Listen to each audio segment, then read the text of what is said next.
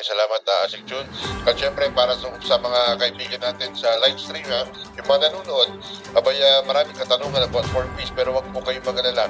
Dahil sa mga susunod na mga buwan, may magkakaroon tayo ng maging programa, weekly program for 4Ps alone para mas masagot yung inyong mga katanungan. Sama na natin yung mga 4Ps, yung mga national program managers. Ayun. Nabanggit po ninyong SLP bill, tapos paano nyo siya nais gamitin sa 2024 SLP bill?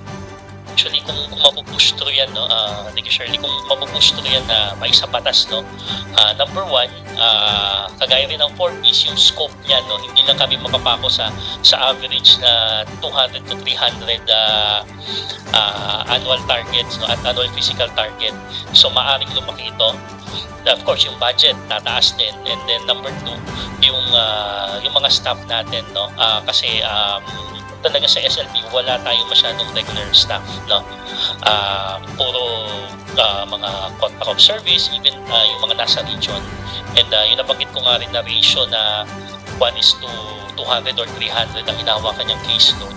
So, maaaring lumiit pa yon lalo para mas ma-monitor yung mga beneficiary. So, yun, yung mga kagandahan pag once na naipasa yung SLP bill, no? Na hopefully, I think pumasa na siya sa first or second reading. So, yun po yung pinupush ng ating DSWD.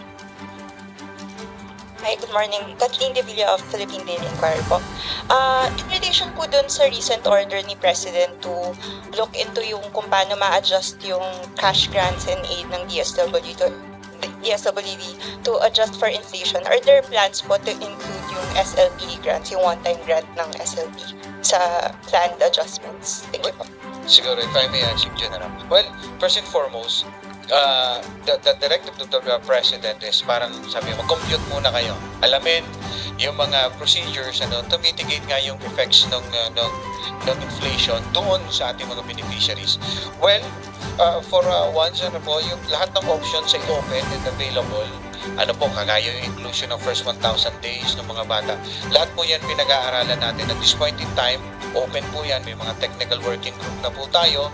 Yung mga experts natin within the agency, experts outside the agency, kasi ang tasking ng Pangulo, pati PSA, pati ang NEDA, we sit down, pag-aaralan namin. Kasi ang complication po natin kasi, well, gagawa tayo ng proposal, at yan ay once approved ng ating Pangulo, pupunta, tutulungan tayo ng ating mga legislators yan. Kasi tandaan natin, the 4Ps law, yung 4Ps program natin back with 4Ps law, at since batas po ito, yung mga amendments kailangan gawin din po natin based sa isang batas o panibagong batas or amendment doon sa 4Ps law po mismo.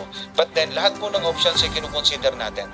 Exit program ngayon sa SLP, kung inclusion, well, titingnan natin yung probability na magawa ito.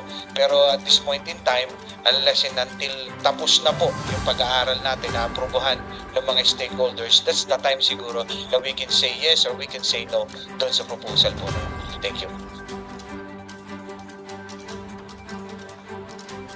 Kasama po ba yung mga IPs doon po sa pwedeng bigyan po ng SLP? Kasi po, nabanggit po nila na sila po, tumutulong po sila sa mga ITAS. Bakit hindi po mismo yung mga ITAS na mismo ang tulungan ng SLP? Thank you. Gaya nga po, no, ang nabanggit natin, ang SLP talaga ay ang kabilang sa mga targets natin is of course yung mga poor, vulnerable and marginalized. So as long as right now sa guidelines natin, as long as pasok ka, either anumang sector ka, basta pasok ka na nasa listahanan ka, or nasa 4Ps ka, qualified po, no?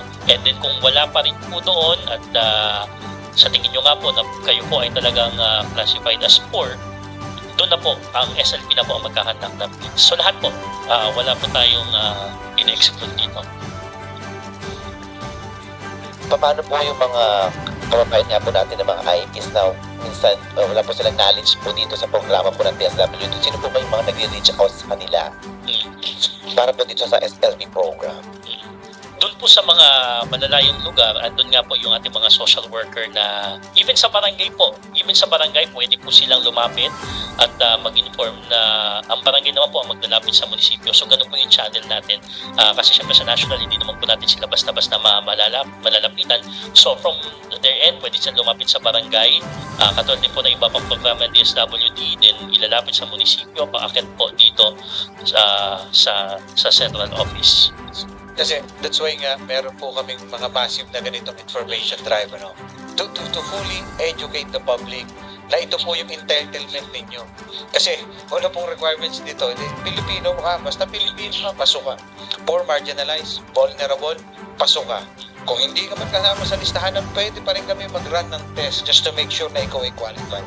So, ito po yung trust namin ngayon sa communication arm ng DSWD to fully inform the public. Ano? Kasi nga, marami nga nabanggit nyo, hindi alam eh. Teka, meron pala kayo niyan, ngayon lang namin nalaman. That's why, ngayon po ginagawa na po namin ito. Para to inform the public, ito yung pwede kayong makasali.